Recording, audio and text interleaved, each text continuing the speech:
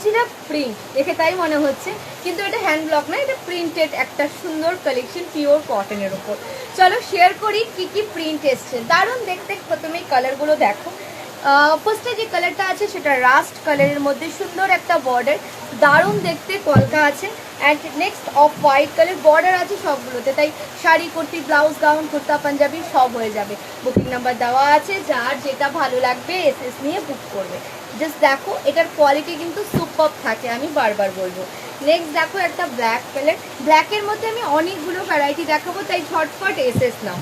সুন্দর সুন্দর প্রিন্ট এসছে ব্ল্যাকের মধ্যে, জাস্ট কালারগুলো দেখো।